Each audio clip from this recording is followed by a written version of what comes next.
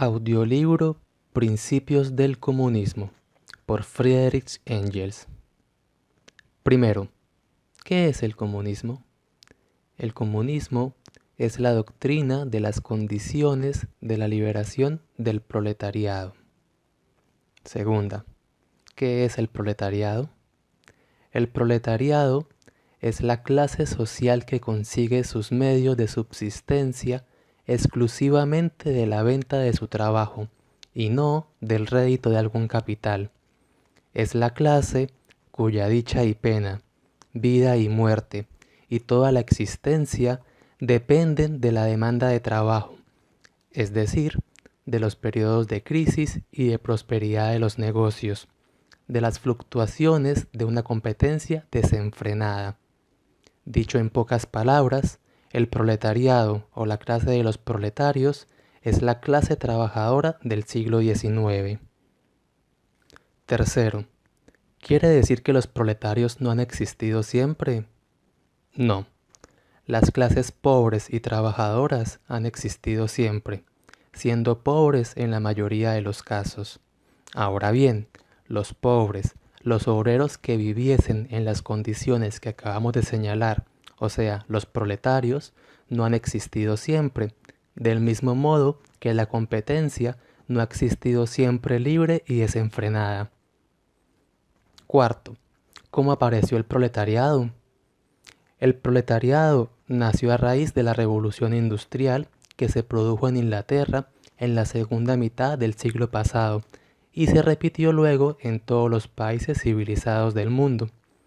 Dicha revolución se debió al invento de la máquina de vapor, de las diversas máquinas de hilar, del telar mecánico y de toda una serie de otros dispositivos mecánicos. Estas máquinas, que costaban muy caras y por eso solo estaban al alcance de los grandes capitalistas, transformaron completamente el antiguo modo de producción y desplazaron a los obreros anteriores, puesto que las máquinas producían mercancías más baratas y mejores que las que podían hacer estos con ayuda de sus ruecas y sus telares imperfectos. Las máquinas pusieron la industria enteramente en manos de los grandes capitalistas y redujeron a la nada el valor de la pequeña propiedad de los obreros, instrumentos, telares, etc. De modo que los capitalistas pronto se apoderaron de todo y los obreros se quedaron con nada. Así se instauró en la producción de tejidos el sistema fabril. En cuanto se dio el primer impulso a la introducción de máquinas al sistema fabril, este último se propagó rápidamente en las demás ramas de la industria, sobre todo en el estampado de tejidos, la impresión de libros, la alfarería y la metalurgia. El trabajo comenzó a dividirse más y más entre los obreros individuales, de tal manera que el que antes efectuaba todo el trabajo pasó a realizar nada más que una parte del mismo. Esta división del trabajo permitió fabricar los productos más rápidamente y, por consecuencia, de modo más barato. Ello redujo la actividad de cada obrero a un procedimiento mecánico, muy sencillo, constantemente repetido, que la máquina podía realizar con el mismo éxito o incluso mucho mejor. Por tanto, todas estas ramas de la producción cayeron, una tras otra, bajo la dominación del vapor, de las máquinas y del sistema fabril, exactamente del mismo modo que la producción de hilados y de tejidos. En consecuencia, ellas se vieron enteramente en manos de los grandes capitalistas, y los obreros quedaron privados de los últimos restos de su independencia. Poco a poco, el sistema fabril extendió su dominación no ya solo a la manufactura, en el sentido estricto de la palabra, sino que comenzó a apoderarse más y más de las actividades artesanas, ya que también en esta esfera los grandes capitalistas desplazaban cada vez más a los pequeños maestros, montando grandes talleres en los que era posible ahorrar muchos gastos e implantar una detallada división del trabajo. Así llegamos a que, en los países civilizados, casi en todas las ramas del trabajo, se afianza la producción fabril y, casi en todas estas ramas, la gran industria desplaza a la artesanía y a la manufactura. Como resultado de ello, se arruina más y más la antigua clase media, sobre todo los pequeños artesanos. Cambia completamente la anterior situación de los trabajadores y surgen dos clases nuevas que absorben paulatinamente a todas las demás, a saber, 1. La clase de los grandes capitalistas, que son ya en todos los países civilizados casi los únicos poseedores de todos los medios de existencia, como igualmente de las materias primas y de instrumentos, máquinas, fábricas, etc., necesarios para la producción de los medios de existencia. Es la clase de los burgueses, o sea, la burguesía. 2. La clase de los completamente desposeídos, de los que en virtud de ello se ven forzados a vender su trabajo a los burgueses, al fin de recibir a cambio los medios de subsistencia necesarios para vivir. Esta clase se denomina la clase de los proletarios, o sea, proletariado. Quinta. ¿En qué condiciones se realiza esta venta del trabajo de los proletarios a los burgueses? El trabajo es una mercancía como otra cualquiera, y su precio depende, por consiguiente, de las mismas leyes que el de cualquier otra mercancía. Pero el precio de una mercancía, bajo el dominio de la gran industria o de la libre competencia, que es lo mismo, como lo veremos más adelante, es, por término medio, siempre igual a los gastos de producción de dicha mercancía. Por tanto, el precio del trabajo es también igual al costo de producción del trabajo. Ahora bien, el costo de producción del trabajo consta precisamente de la cantidad de medios de subsistencia indispensables para que el obrero esté en condiciones de mantener su capacidad de trabajo y para que la clase obrera no se extinga. El obrero no percibirá por su trabajo más que lo indispensable para ese fin. El precio del trabajo o el salario será, por consiguiente, el más bajo. Constituirá el mínimo de lo indispensable para mantener la vida. Pero por cuanto en los negocios existen periodos mejores y peores, el obrero percibirá unas veces más, otras menos, exactamente de la misma manera que el fabricante cobra unas veces más y otras menos por sus mercancías. Y, al igual que el fabricante, que por término medio, contando los tiempos buenos y los malos, no percibe por sus mercancías ni más ni menos que su costo de producción, el obrero percibirá por término medio ni más ni menos que ese mínimo. Esta ley económica del salario se aplicará más rigurosamente en la medida en que la gran industria vaya penetrando en todas las ramas de producción. Sexto, ¿qué clases trabajadoras existían antes de la revolución industrial? Las clases trabajadoras han vivido en distintas condiciones según las diferentes fases de desarrollo de la sociedad y han ocupado posiciones distintas respecto de las clases poseedoras y dominantes. En la antigüedad, los trabajadores eran esclavos de sus amos, como lo son todavía en un gran número de países atrasados, e incluso en la parte meridional de los Estados Unidos.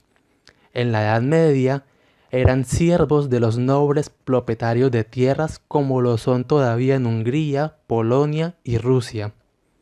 Además, en la Edad Media, hasta la Revolución Industrial, existían en las ciudades oficiales artesanos que trabajaban al servicio de la pequeña burguesía, y poco a poco, en la medida del progreso de la manufactura, comenzaron a aparecer obreros de manufactura que iban a trabajar contratados por grandes capitalistas.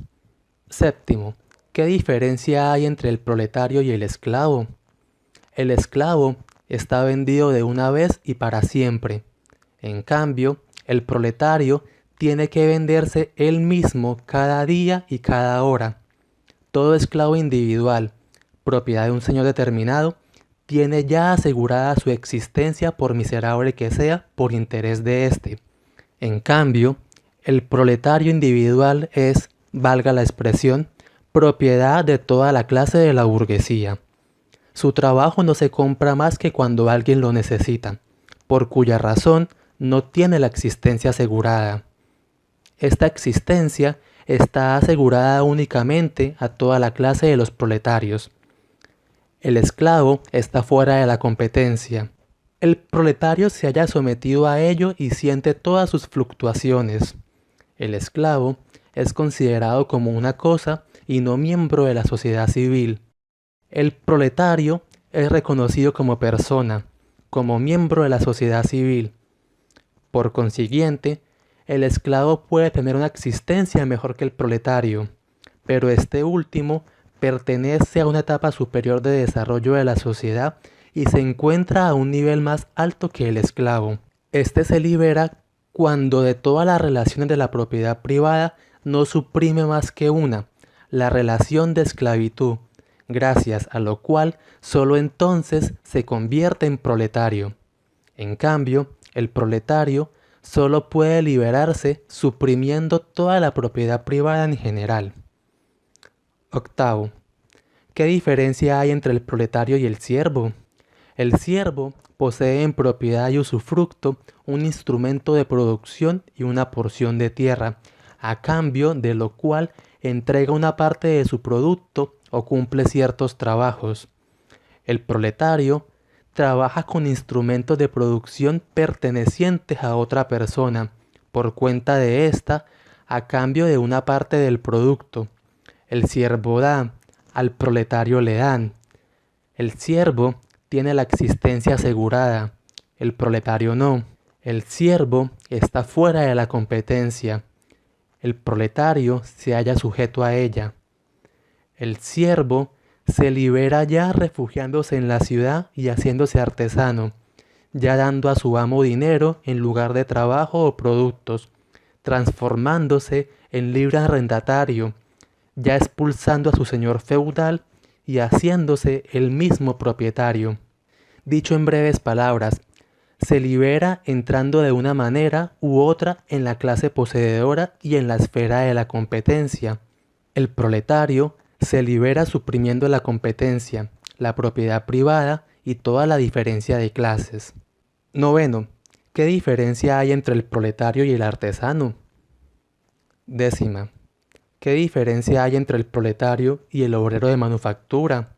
El obrero de manufactura de los siglos XVI al XVIII poseía casi en todas las partes instrumentos de producción, su telar, su rueca para la familia y un pequeño terreno que cultivaba en las horas libres. El proletario no tiene nada de eso. El obrero de manufactura vive casi siempre en el campo y se halla en relaciones más o menos patriarcales con su señor o su patrono. El proletario suele vivir en grandes ciudades y no lo unen a su patrono más que relaciones de dinero. La gran industria arranca al obrero de manufactura de sus condiciones patriarcales. Este pierde la propiedad que todavía poseía y solo se convierte en proletario. 11. ¿Cuáles fueron las consecuencias directas de la revolución industrial y de la división de la sociedad en burgueses y proletarios? En primer lugar, en virtud de que el trabajo de las máquinas reducía más y más los precios de los artículos industriales en casi todos los países del mundo, el viejo sistema de la manufactura o de la industria basada en el trabajo manual fue destruido enteramente. Todos los países semibárbaros que todavía quedaban más o menos al margen del desarrollo histórico y cuya historia se basaba todavía en la manufactura, fueron arrancados violentamente de su aislamiento. Comenzaron a comprar mercancías más baratas a los ingleses, dejando que se muriesen de hambre sus propios obreros de manufactura. Así, países que durante milenios no conocieron el menor progreso, como por ejemplo la India, pasaron por una completa revolución e incluso la China marcha ahora de cara a la revolución. Las cosas han llegado a tal punto que una nueva máquina que se invente ahora en Inglaterra podrá, en el espacio de un año, condenar al hambre a millones de obreros de China.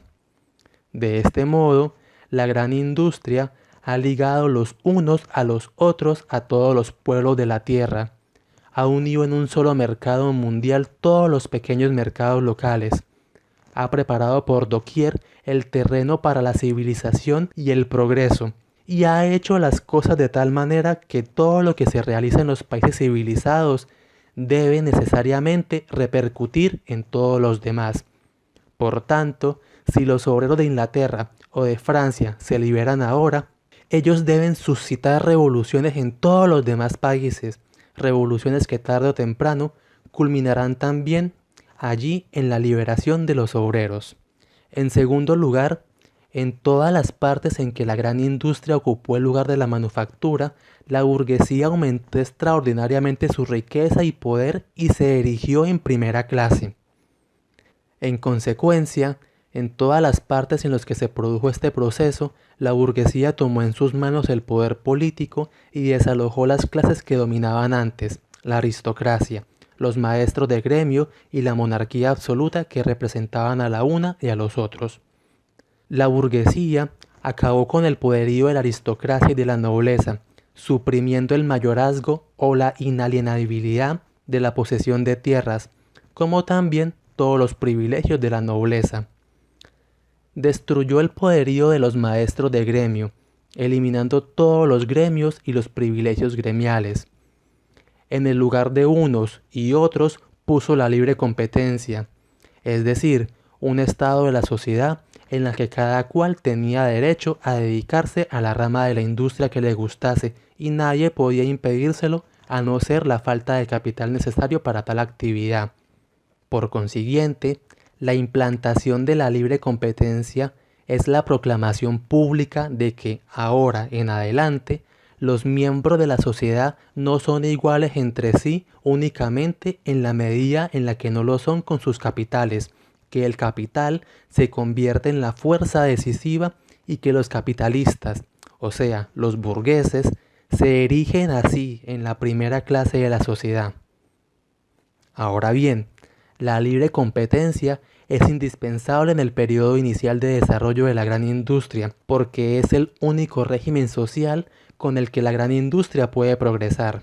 Tras de aniquilar de este modo el poderío social de la nobleza y de los maestros de gremio, puso fin también al poder político de la una y los otros. Llegada a ser la primera clase de la sociedad, la burguesía se proclamó también la primera clase en la esfera política. Lo hizo implantando el sistema representativo, basado en la igualdad burguesa ante la ley y en el reconocimiento legislativo de la libre competencia. Este sistema fue instaurado en los países europeos bajo la forma de la monarquía constitucional. En dicha monarquía solo tienen derecho de voto los poseedores de cierto capital, es decir, únicamente los burgueses. Estos electores burgueses eligen a los diputados y estos diputados burgueses, valiéndose del derecho a negar los impuestos, eligen un gobierno burgués. En tercer lugar, la revolución industrial ha creado en todas partes el proletariado, en la misma medida que la burguesía. Cuanto más ricos se hacían los burgueses, más numerosos eran los proletarios. Visto que solo el capital puede dar ocupación a los proletarios y que el capital solo aumenta cuando emplea trabajo, el crecimiento del proletariado se produce en exacta correspondencia con el del capital. Al propio tiempo, la revolución industrial agrupa a los burgueses y a los proletarios en grandes ciudades, en las que es más ventajoso fomentar la industria, y con esa concentración de grandes masas en un mismo lugar le inculca a los propietarios la conciencia de su fuerza. Luego, en la medida del progreso de la revolución industrial, en la medida en que se inventan nuevas máquinas que eliminan el trabajo manual, la gran industria ejerce una presión creciente sobre los salarios y los reduce, como hemos dicho, al mínimo, haciendo la situación del proletariado cada vez más insoportable. Así, por una parte, como consecuencia del descontento creciente del proletariado y por la otra, del crecimiento del poderío de éste, la revolución industrial prepara la revolución social que ha de realizar el proletariado. 12. ¿Cuáles han sido las consecuencias siguientes de la revolución industrial? La gran industria creó, con la máquina de vapor y otras máquinas, los medios de aumentar la producción industrial rápidamente, a bajo costo y hasta el infinito. Merced a esta facilidad de ampliar la producción, la libre competencia, consecuencia necesaria de esta gran industria, adquirió pronto un carácter extraordinariamente violento. Un gran número de capitalistas se lanzó a la industria. En breve plazo se produjo más de lo que se podía consumir. Como consecuencia, no se podían vender las mercancías fabricadas y sobrevino la llamada crisis comercial. Las fábricas tuvieron que parar, los fabricantes quebraron y los obreros se quedaron sin pan. Y en todas partes se extendió la mayor miseria. Al cabo de cierto tiempo se vendieron los productos sobrantes, las fábricas volvieron a funcionar, los salarios subieron y poco a poco los negocios marcharon mejor que nunca. Pero no por mucho tiempo, ya que pronto volvieron a producirse demasiadas mercancías y sobrevino una nueva crisis que transformó exactamente de la misma manera que la anterior. Así, desde comienzos del presente siglo, en la situación de la industria, se han producido continuamente oscilaciones entre periodos de prosperidad y periodos de crisis, y casi regularmente cada 5 o 7 años se ha producido tal crisis, con la particularidad de que cada vez más acarreaba las mayores calamidades para los obreros, una agitación revolucionaria general y un peligro colosal para todo el régimen existente. 13. ¿Cuáles han sido las consecuencias de estas crisis comerciales que se repiten regularmente? En primer lugar, la de la gran industria, que en el primer periodo de su desarrollo creó la libre competencia, la ha rebasado ya, que la competencia, y hablando en términos generales, la producción industrial en manos de unos u otros particulares, se ha convertido para ella en una traba a la que debe y ha de romper, que la gran industria, mientras siga sobre la base actual, no puede existir sin conducir cada 7 años a un caos general que supone cada vez un peligro para toda la civilización, y no solo sume en la miseria a los proletarios, sino que arruina a muchos burgueses, que por consiguiente la gran industria debe destruirse ella misma, lo que es absolutamente imposible, o reconocer que hace imprescindible una organización completamente nueva de la sociedad, en la que la producción industrial no será más dirigida por unos u otros fabricantes en competencia entre sí, sino por toda la sociedad con arreglo a un plan determinado y de conformidad con las necesidades de todos los miembros de la sociedad.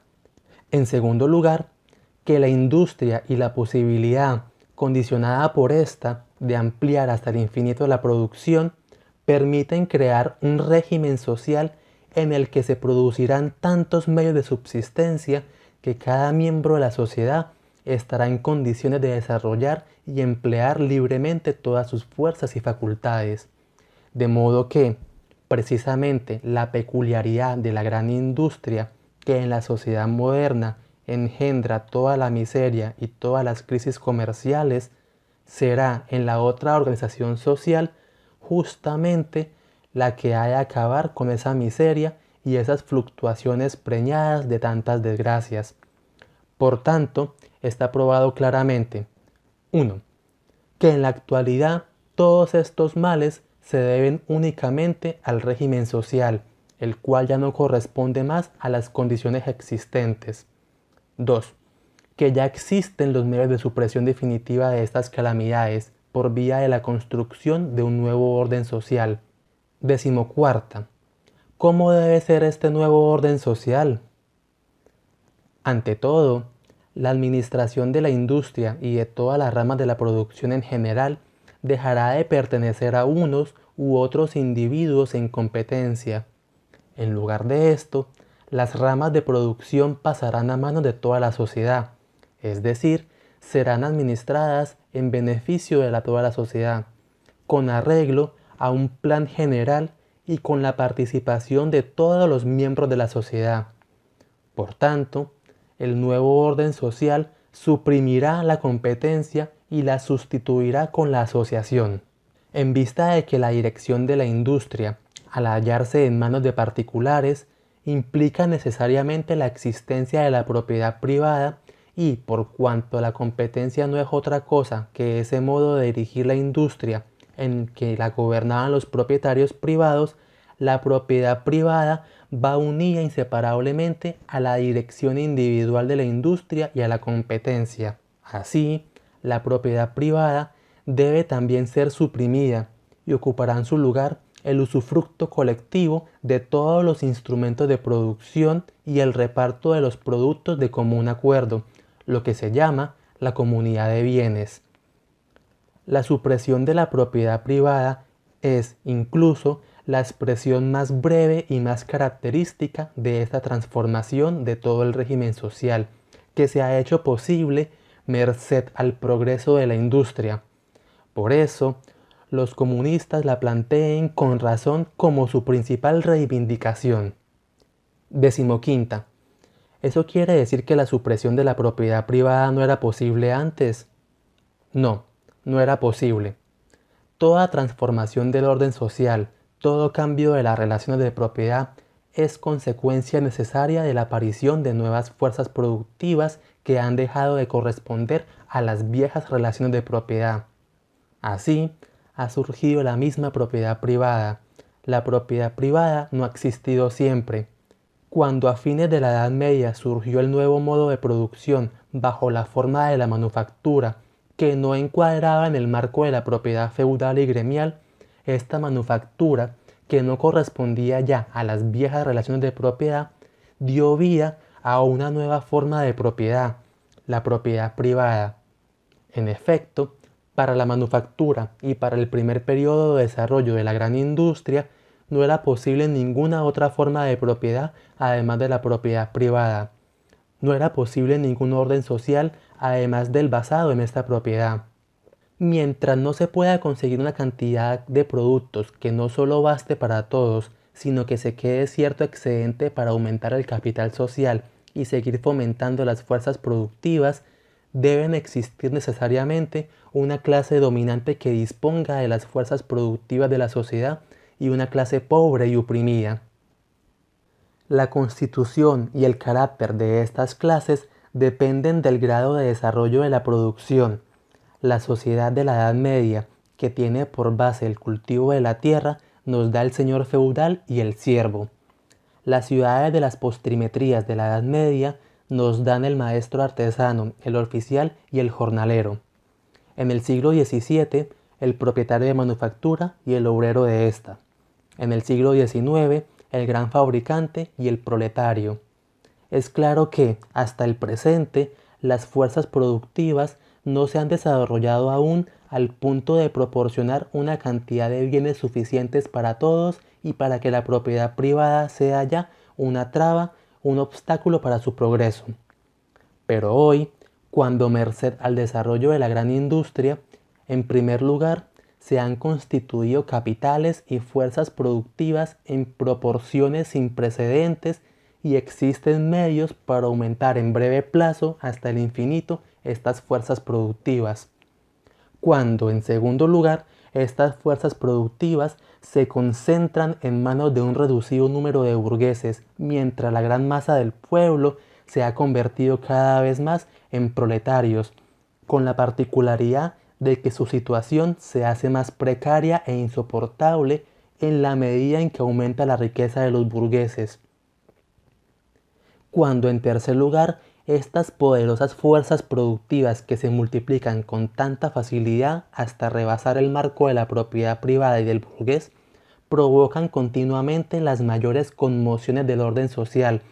Solo ahora la supresión de la propiedad privada se ha hecho posible e incluso absolutamente necesaria. 16. ¿Será posible suprimir por vía pacífica la propiedad privada? Sería de desear que fuese así, y los comunistas, como es lógico, serían los últimos en oponerse a ello. Los comunistas saben muy bien que todas las conspiraciones, además de inútiles, son incluso perjudiciales. están perfectamente al corriente de que no se pueden hacer las revoluciones premeditadas y arbitrariamente, y que éstas no han sido siempre y en todas partes una consecuencia necesaria de circunstancias que no dependían en absoluto de la voluntad y la dirección de unos u otros partidos o clases enteras. Pero, al propio tiempo, ven que se viene aplastando por la violencia el desarrollo del proletariado en casi todos los países civilizados y que con ello los enemigos mismos de los comunistas trabajan con todas sus energías para la revolución. Si todo ello termina, en fin de cuentas, empujando al proletariado subyugado a la revolución, nosotros, los comunistas, defenderemos con hechos, no menos que como ahora lo hacemos de palabra, la causa del proletariado. 17. ¿Será posible suprimir de golpe la propiedad privada? No, no será posible. Del mismo modo que no se puede aumentar de golpe las fuerzas productivas existentes en la medida necesaria para crear una economía colectiva. Por eso, la revolución del proletariado que se avecina según todos los indicios solo podrá transformar paulatinamente la sociedad actual y acabará con la propiedad privada únicamente cuando haya creado la necesaria cantidad de medios de producción. 18. ¿Qué vía de desarrollo tomará esa revolución? Establecerá, ante todo, un régimen democrático y, por tanto, directa o indirectamente, la dominación política del proletariado. Directamente en Inglaterra, donde los proletarios constituyen ya la mayoría del pueblo. Indirectamente en Francia y en Alemania, donde la mayoría del pueblo no consta únicamente de proletarios, sino además de pequeños campesinos y pequeños burgueses de la ciudad que se encuentran solo en la fase de transformación en proletariado y que en lo tocante a la satisfacción de sus intereses políticos dependen cada vez más del proletariado, por cuya razón han de adherirse pronto a las reivindicaciones de éste. Para ello, quizás se invente una nueva lucha que, sin embargo, no puede tener otro desenlace que la victoria del proletariado.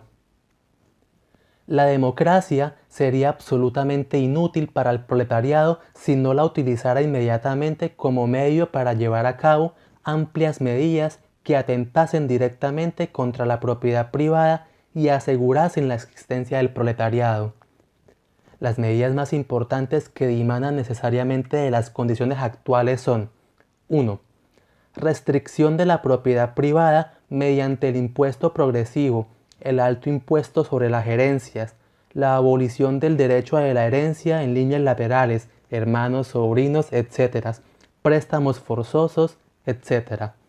2.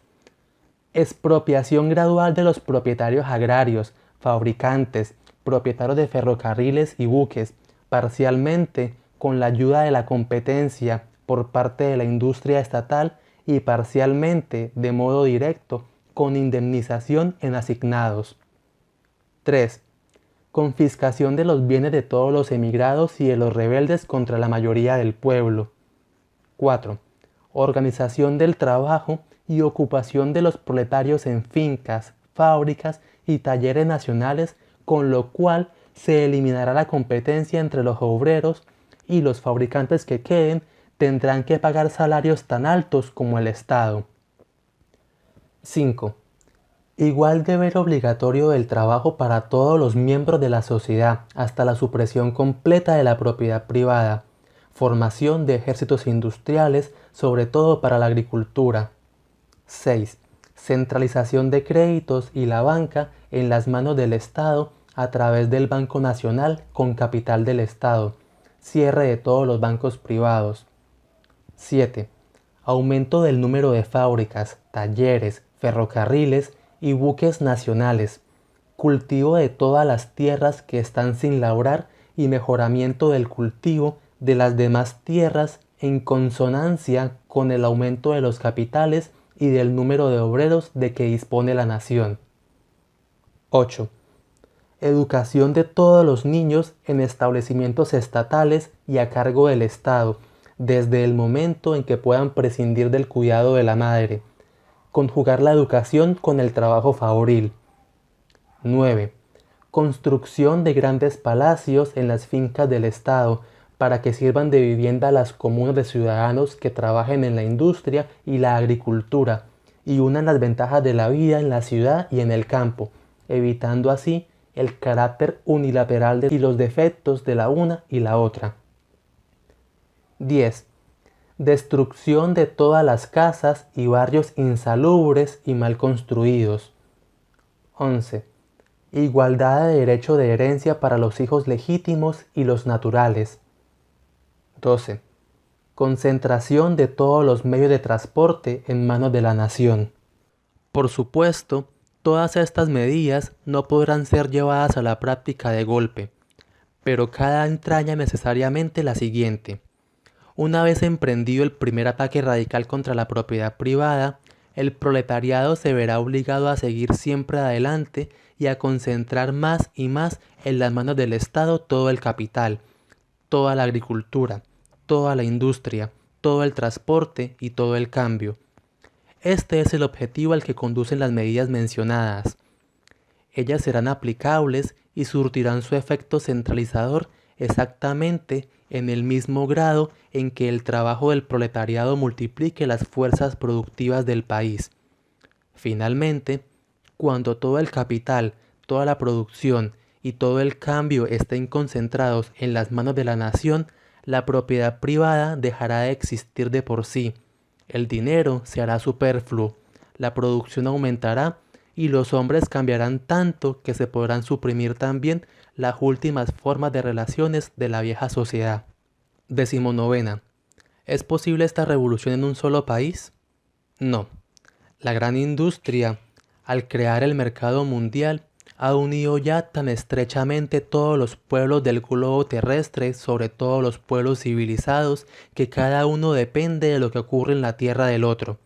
Además, ha nivelado en todos los países civilizados el desarrollo social a tal punto que en todos estos países la burguesía y el proletariado se han erigido en las dos claves decisivas de la sociedad, y la lucha entre ellas se ha convertido en la principal lucha de nuestros días. Por consecuencia, la revolución comunista no será una revolución puramente nacional, sino que se producirá simultáneamente en todos los países civilizados, es decir, al menos en Inglaterra, en América, en Francia y en Alemania. Ella se desarrollará en cada uno de estos países más rápidamente o más lentamente, dependiendo del grado en que está en cada uno de ellos más desarrollada la industria, en que se hayan acumulado más riquezas y se disponga de mayores fuerzas productivas. Por eso será más lenta y difícil en Alemania y más rápida y fácil en Inglaterra. Ejercerá igualmente una influencia considerable en los demás países del mundo, modificará de raíz y acelerará extraordinariamente su anterior marcha del desarrollo. Es una revolución universal y tendrá, por eso, un ámbito universal. 20. ¿Cuáles serán las consecuencias de la supresión definitiva de la propiedad privada? Al quitar a los capitalistas privados el usufructo de todas las fuerzas productivas sin medios de comunicación, así como el cambio y el reparto de los productos, al administrar todo eso con arreglo a un plan basado en los recursos disponibles y las necesidades de toda la sociedad, ésta suprimirá primeramente todas las consecuencias nefastas ligadas al actual sistema de dirección de la gran industria. Las crisis desaparecerán, la producción ampliada, que es, en la sociedad actual, una superproducción y una causa tan poderosa de la miseria, será entonces muy insuficiente y deberá adquirir proporciones mucho mayores. En lugar de engendrar la miseria, la producción superior a las necesidades perentorias de la sociedad permitirá satisfacer las demandas de todos los miembros de ésta, engendrará nuevas demandas y creará a la vez los medios de satisfacerlas. Será la condición y la causa de un mayor progreso y lo llevará a cabo sin suscitar como antes el trastorno periódico de todo el orden social. La gran industria liberada de las trabas de la propiedad privada, se desarrollará en tales proporciones que, comparando con ella su estado actual, parecerá tan mezquino como la manufactura al lado de la gran industria moderna. Este avance de la industria brindará a la sociedad suficiente cantidad de productos para satisfacer las necesidades de todos. Del mismo modo, la agricultura, en la que, debido al yugo de la propiedad privada y al fraccionamiento de las parcelas, resulta difícil el empleo de los perfeccionamientos ya existentes y de los adelantos de la ciencia, experimentará un nuevo auge y ofrecerá a disposición de la sociedad una cantidad suficiente de productos. Así, la sociedad producirá lo bastante para organizar la distribución con vistas a cubrir las necesidades de todos sus miembros. Con ello, quedará superflua la división de la sociedad en clases distintas y antagónicas. Dicha división, además de superflua, será incluso incompatible con el nuevo régimen social. La existencia de clases se debe a la división del trabajo, y esta última, bajo su forma actual, desaparecerá enteramente, ya que para elevar la producción industrial y agrícola al mencionado nivel no bastan solo los medios auxiliares mecánicos y químicos. Es preciso desarrollar correlativamente las aptitudes de los hombres que emplean estos medios. Al igual que en el siglo pasado, cuando los campesinos y los obreros de las manufacturas, tras de ser incorporados a la gran industria, modificaron todo su régimen de vida y se volvieron completamente otros. La dirección colectiva de la propiedad por toda la sociedad y el nuevo progreso de dicha producción que resultará de ello necesitarán hombres nuevos y los formarán. La gestión colectiva de la producción no puede correr a cargo de los hombres tal como lo son hoy, hombres que dependen cada cual de una rama determinada de la producción.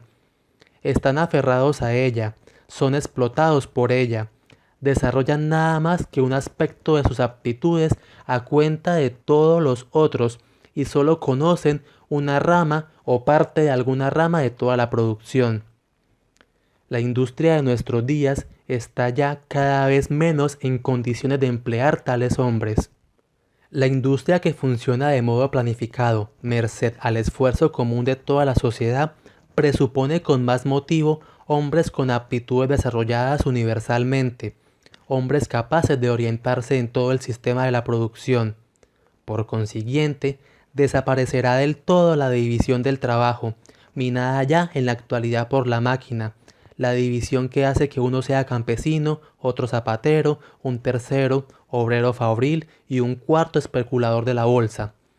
La educación dará a los jóvenes la posibilidad de asimilar rápidamente en la práctica todo el sistema de producción y les permitirá pasar sucesivamente de una rama de la producción a otra según sean las necesidades de la sociedad o sus propias inclinaciones. Por consiguiente, la educación los librará de ese carácter unilateral que la división actual del trabajo impone a cada individuo. Así, la sociedad organizada sobre bases comunistas dará a sus miembros la posibilidad de emplear en todos los aspectos sus facultades desarrolladas universalmente. Pero con ello desaparecerán inevitablemente las diversas clases. Por tanto, de una parte, la sociedad organizada sobre bases comunistas es incompatible con la existencia de clases, y de la otra, propia construcción de esa sociedad brinda los medios para suprimir las diferencias de clases. De ahí se desprende que ha de desaparecer igualmente la oposición entre la ciudad y el campo. Unos mismos hombres se dedicarán al trabajo agrícola y al industrial, en lugar de dejar que lo hagan dos clases diferentes. Esto es una condición necesaria de la asociación comunista y por razones muy materiales. La dispersión de la población rural dedicada a la agricultura, a la par con la concentración de la población industrial en las grandes ciudades, corresponde solo a una etapa todavía inferior de desarrollo de la agricultura y la industria, es un obstáculo para el progreso, cosa que se hace ya sentir con mucha fuerza. La asociación general de todos los medios de la sociedad al objeto de utilizar colectiva y racionalmente las fuerzas productivas.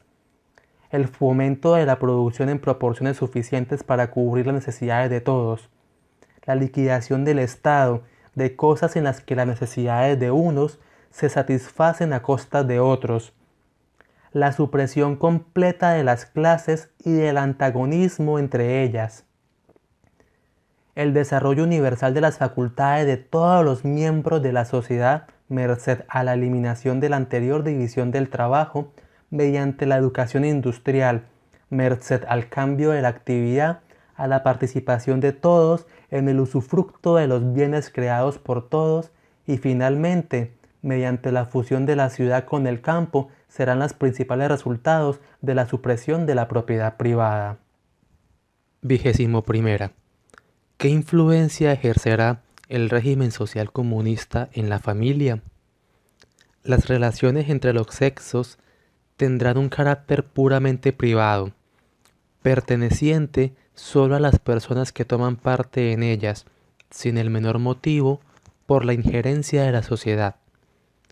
Eso es posible merced a la supresión de la propiedad privada y a la educación de los niños por la sociedad con la cual se destruyen las dos bases del matrimonio actual ligadas a la propiedad privada, la dependencia de la mujer respecto del hombre y la dependencia de los hijos respecto de los padres.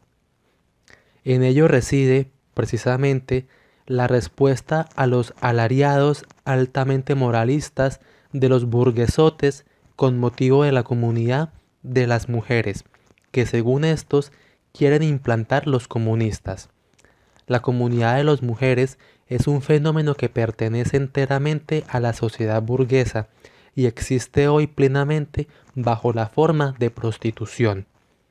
Pero la prostitución descansa en la propiedad privada y desaparecerá junto con ella. Por consiguiente, la organización comunista, en lugar de implantar la comunidad de las mujeres, la suprimirá. 22. ¿Cuál será la actitud de la organización comunista hacia las nacionalidades existentes?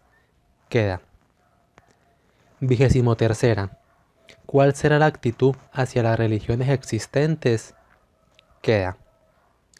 24. ¿Cuál es la diferencia entre los comunistas y los socialistas? Los llamados socialistas se dividen en tres categorías.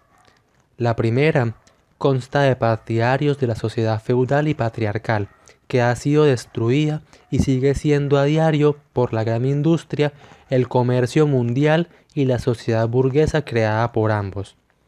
Esta categoría saca de los males de la sociedad moderna la conclusión de que hay que restablecer la sociedad feudal y patriarcal, ya que estaba libre de estos males. Todas sus propuestas persiguen directa o indirectamente este objetivo. Los comunistas lucharán siempre enérgicamente contra esa categoría de socialistas reaccionarios, pese a su fingida compasión de la miseria del proletariado y las amargas lágrimas que convierten con tal motivo, puesto que estos son socialistas. 1. Se proponen un objetivo absolutamente imposible. 2. Se esfuerzan por restablecer la dominación de la aristocracia, los maestros de gremio y los propietarios de manufacturas con su séquito de monarcas absolutos o feudales, funcionarios, soldados y curas, una sociedad que es cierto estaría libre de los vicios de la sociedad actual, pero en cambio acarrearía cuando menos otros tantos males, y además no ofrecería la menor perspectiva de liberación con ayuda de la organización comunista de los obreros oprimidos. 3. Muestran sus verdaderos sentimientos cada vez que el proletariado se hace revolucionario y comunista. Se alían inmediatamente a la burguesía contra los proletarios. La segunda categoría consta de partidarios de la sociedad actual, a los que los males necesariamente provocados por ésta inspiran temores en cuanto a la existencia de la misma. Ellos quieren, por consiguiente, conservar la sociedad actual, pero suprimir los males ligados a ella. A tal objeto, unos proponen medidas de simple beneficencia, otros grandiosos planes de reformas que, su pretexto de reorganización de la sociedad, se plantean el mantenimiento de las bases de la sociedad actual y con ello la propia sociedad actual. Los comunistas deberán igualmente combatir con energía contra estos socialistas burgueses, puesto que estos trabajan para los enemigos de los comunistas y defienden la sociedad que los comunistas quieren destruir. Finalmente, la tercera categoría consta de socialistas democráticos. Al seguir el mismo camino que los comunistas, se proponen llevar a cabo una parte de las medidas señaladas en la pregunta, pero no como medidas de transición al comunismo, sino como un medio suficiente para acabar con la miseria y los males de la sociedad actual. Estos socialistas democráticos son proletarios que no ven todavía con bastante claridad las condiciones de su liberación o representantes de la pequeña burguesía, es decir, de la clase que, hasta la conquista de la democracia y la aplicación de las medidas socialistas dimanentes de ésta, tienen en muchos aspectos los mismos intereses que los proletarios. Por eso, los comunistas se entenderán con estos socialistas democráticos en los momentos de acción y deben, en general, atenerse en esas ocasiones y en lo posible a una política común con ellos, siempre que estos socialistas no se pongan al servicio de la burguesía dominante y no ataquen a los comunistas. Por supuesto, estas acciones comunes no excluyen la discusión de las divergencias que existen entre ellos y los comunistas. 25. ¿Cuál es la actitud de los comunistas hacia los demás partidos políticos de nuestra época? Esta actitud es distinta en los diferentes países. En Inglaterra, Francia y Bélgica, en las que domina la burguesía, los comunistas todavía tienen intereses con diversos partidos políticos, con la particularidad de que en esta comunidad de intereses es tanto mayor cuanto más los demócratas se acercan a los objetivos de los comunistas en las medidas socialistas que los demócratas defienden ahora en todas partes. Es decir, cuanto más clara y explícitamente defienden los intereses del proletariado y cuanto más se apoyan en el proletariado. En Inglaterra, por ejemplo, los cartistas, que constan de obreros, se aproximan inconmensurablemente más a los comunistas que a los pequeños burgueses democráticos o los llamados radicales. En Norteamérica, donde ha sido proclamada la Constitución Democrática, los comunistas deberán apoyar al partido que quiere encaminar esta Constitución contra la burguesía y utilizarla en beneficio del proletariado, es decir, al Partido de la Forma Agraria Nacional. En Suiza, los radicales, aunque constituyen todavía un partido de composición muy heterogénea, son, no obstante, los únicos con los que los comunistas pueden concertar acuerdos, y entre estos radicales los más progresistas son los de Bonn y los de Ginebra. Finalmente, en Alemania está todavía por delante la lucha decisiva entre la burguesía y la monarquía absoluta, pero como los comunistas no pueden contar con una lucha decisiva con la burguesía antes de que ésta llegue al poder, les conviene a los comunistas ayudarle a que conquiste lo más pronto posible la dominación, a fin de derrocarla, a su vez, lo más pronto posible. Por tanto, en la lucha de la burguesía liberal contra los gobiernos, los comunistas deben estar siempre del lado de la primera, precaviéndose no obstante contra el autoengaño en que incurre la burguesía y sin fiarse en las aseveraciones seductorias de ésta acerca de las benéficas consecuencias que, según ella, traerá al proletariado la victoria de la burguesía. Las únicas ventajas que la victoria de la burguesía brindará a las comunistas serán: 1. Diversas concesiones que aliviarán a los comunistas a la defensa, la discusión y la propagación de sus principios y, por tanto, aliviarán la cohesión del proletariado en una clase organizada, estrechamente unida y dispuesta a la lucha. Y 2. La seguridad de que el día en que caigan los gobiernos absolutistas llegará la hora de la lucha entre los burgueses y los proletarios. A partir de ese día, la política del Partido de los Comunistas será aquí la misma que en los países donde domina ya la burguesía. Escrito por Engels a finales de octubre y en noviembre de 1847. Se publica de acuerdo al manuscrito. publicado por primera vez como edición aparte en 1914. Si te gustó, suscríbete y dale like.